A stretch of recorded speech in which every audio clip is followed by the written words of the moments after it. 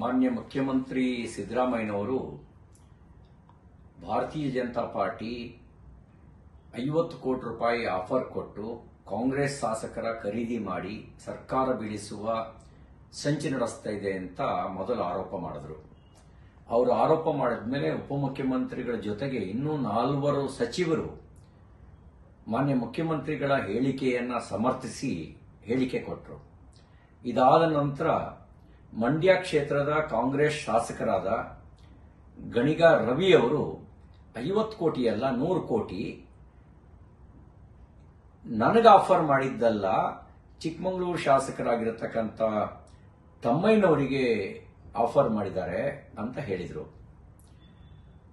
ತಮ್ಮಯ್ಯನವರು ಅವ್ರ ಹೇಳಿಕೆ ಕೊಟ್ಟು ನನಗೆ ಯಾರೂ ಆಫರ್ ಮಾಡಿಲ್ಲ ಅಂತ ಅವ್ರ ಹೇಳಿಕೆಯ ಮೂಲಕನೇ ಸತ್ಯವನ್ನು ಬಯಲಿಗೆಳೆಯುವಂತ ಕೆಲಸವನ್ನ ಮಾಡಿದ್ದಾರೆ. ಇವರು ಮಾಡ್ತಿರೋ ಆರೋಪ ಬಹಳ ಗಂಭೀರವಾಗಿರ್ತಕ್ಕಂಥ ಆರೋಪ.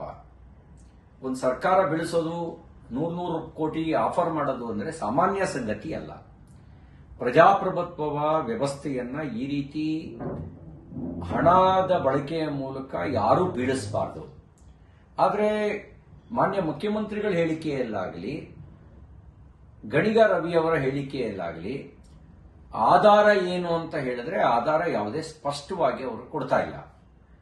ನಾನು ಆಗ್ರಹಿಸ್ತೇನೆ, ಈ ಹೇಳಿಕೆಯನ್ನೇ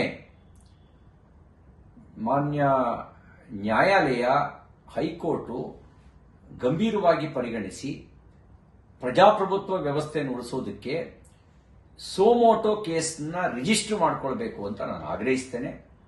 ಮತ್ತು ಮುಖ್ಯಮಂತ್ರಿಗಳು ಆದಿಯಾಗಿ ಮಾನ್ಯ ಮುಖ್ಯಮಂತ್ರಿ ಸಿದ್ದರಾಮಯ್ಯನವರ ಆದಿಯಾಗಿ ಗಣಿಗ ರವಿಯವರನ್ನ ಮತ್ತು ಅವ್ರು ಯಾರ್ಯಾರನ್ನ ಸಂಪರ್ಕ ಮಾಡಿದ್ದಾರೆ ಅಂತ ಉಲ್ಲೇಖ ಮಾಡ್ತಾ ಇದ್ದಾರೆ, ಇವರುಗಳನ್ನ ಸತ್ಯವನ್ನ ಪತ್ತೆ ಹಚ್ಚೋದಕ್ಕೋಸ್ಕರ, ಇವರು ಸುಳ್ಳು ಹೇಳ್ತಿದ್ದಾರೋ ಇಲ್ವೋ ಅನ್ನೋದನ್ನ ತಿಳ್ಕೊಳ್ಳೋಕ್ಕೋಸ್ಕರ ಸುಳ್ಳು ಪತ್ತೆ ಯಂತ್ರದ ತಪಾಸಣೆಗೆ ಒಳಪಡಿಸಬೇಕು, ಮಂಪರು ಪರೀಕ್ಷೆಗೆ ಒಳಪಡಿಸಬೇಕು.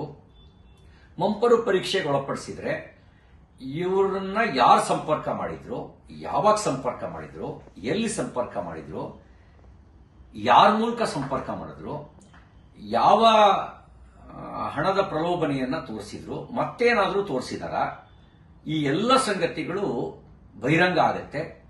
ಇವರು ಸುಳ್ಳು ಹೇಳ್ತಾ ಇದ್ರೆ, ಇವರು ಸುಳ್ಳು ಹೇಳಿಕೆಯನ್ನ ಕೊಡ್ತಾ ಇದ್ದಾರೆ ಮತ್ತು ಆ ಮೂಲಕ ಯಾವುದೋ ವಿಷಯಾಂತರ ಮಾಡೋದಕ್ಕೋಸ್ಕರ ಜನರ ಗಮನವನ್ನ ಬೇರೆ ಕಡೆಗೆ ಸೆಳೆಯೋದಕ್ಕೋಸ್ಕರ ಪ್ರಯತ್ನ ಮಾಡ್ತಿದ್ದಾರೆ ಅನ್ನುವಂಥ ಸತ್ಯ ಹೊರಗೆ ಬರುತ್ತೆ. ನಾನು ಆಗ್ರಹಿಸ್ತೇನೆ, ಒಂದು ಸರ್ಕಾರವೇ ಮುಖ್ಯಮಂತ್ರಿಗಳೇ ದೂರು ಕೊಡಬೇಕಿತ್ತು ಇಂಥ ಗಂಭೀರವಾದ ವಿಷಯದಲ್ಲಿ. ನಮ್ಮ ಮುಖ್ಯಮಂತ್ರಿಗಳು ಹೇಳಿ ಕೇಳಿ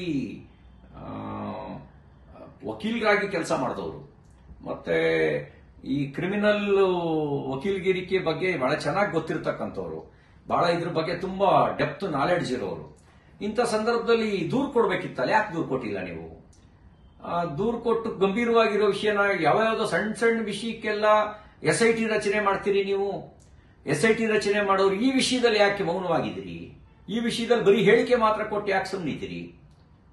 ಅಂದ್ರೆ ನಿಮ್ ಹೇಳಿಕೆಗೆ ಆಧಾರ ಇಲ್ಲ ಅಂತಲೋ ಅಥವಾ ನೀವು ನಿಮ್ ಬುಡಕ್ಕೆ ಬಂದ್ಬಿಡುತ್ತೆ ಅನ್ನುವಂತ ಕಾರಣಕ್ಕೋಸ್ಕರನೋ ಮಹಾರಾಷ್ಟ್ರದಲ್ಲಿ ಬಂದು ನೀವು ಸ್ಟೇಟ್ಮೆಂಟ್ ಮಾಡಿದಿರಿ, ಮಾನ್ಯ ಪ್ರಧಾನಮಂತ್ರಿಗಳು ಹೇಳಿಕೆಯ ಬಗ್ಗೆ ನಾವು ಕೇಸ್ ಹಾಕ್ತೀವಿ ಅಂತ ಹೇಳಿ.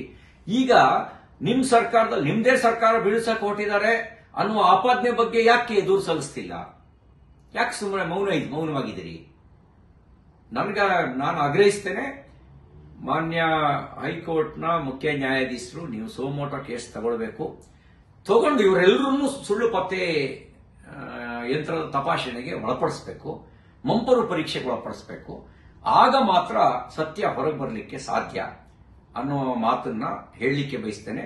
ನಿಜವಾಗಲೂ ಮಾನ್ಯ ಮುಖ್ಯಮಂತ್ರಿಗಳ ಹೇಳಿಕೆಯಲ್ಲಿ ಸತ್ಯ ಇದ್ರೆ, ಅವರ ಹೇಳಿಕೆಯಲ್ಲಿ ದಮ್ಮಿದ್ರೆ, ಇವರು ಈ ನಾವೇನೀಗ ಸಾರ್ವಜನಿಕ ರೂಪದಲ್ಲಿ ಪ್ರಶ್ನಿಸ್ತಾ ಇದ್ದೀನಿ, ಆ ಪ್ರಶ್ನೆಗೆ ತಕ್ಕಂತೆ ಮೊಕದ್ದಮೆ ದಾಖಲಿಸಲಿ, ಇಲ್ಲ ನ್ಯಾಯಾಲಯವಾದರೂ ಮೊಕದ್ದಮೆ ದಾಖಲಿಸಿ ಕ್ರಮ ಕೈಗೊಳ್ಳಿ ಅಂತ ನಾನು ಆಗ್ರಹಿಸ್ತೇನೆ.